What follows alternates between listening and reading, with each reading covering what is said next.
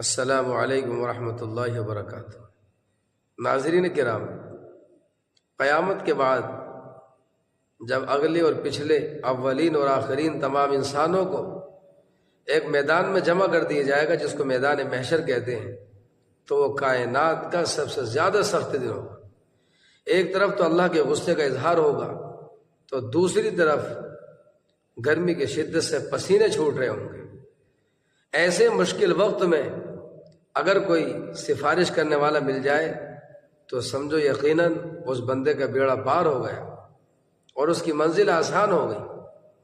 اللہ کے رسول صلی اللہ علیہ وسلم نے ایک حدیث میں فرمایا کہ روزہ اور قرآن مجید یہ دونوں وہ ہیں جو کل بندے کی شفاعت کریں گے۔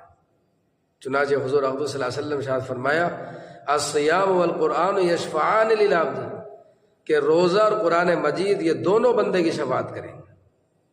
یقول الصیام، روزہ کہے گا، اے رب انی منعتہ الطعام والشہوات بالنہار، اے میرے پروردگار میں نے اس کو دن بھر کھانے پینے اور نفسانی خواہشات کے پورا کرنے سے روک کے رکھا تھا۔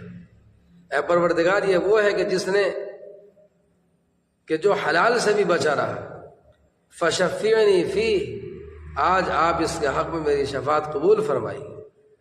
ویقول القرآن، اور قرآن کریم بھی کہے گا، اے رب انی منعتہ النوم باللیل، اے میرے پروردگار میں نے اس کو رات بھر کبھی تراویح کے اندر اور کبھی تہجد کے اندر تلاوت کی وجہ سے جگائے رکھا تھا۔ اس سے نیند کا غلبہ ہوتا تھا، اس کو نیند آتی تھی، لیکن یہ میری محبت میں اٹھ کر وضو کر کے میری تلاوت کرتا تھا، میرے اندر غور و خوض کرتا تھا۔ اے پروردگار یہ وہ ہے کہ جس نے مجھے نہ گرمی کی راتوں میں بھلایا نہ سردی کی راتوں میں بھلایا، اس نے ہر حال میں میرا خیال رکھا، مجھے اپنے دل کے قریب رکھا۔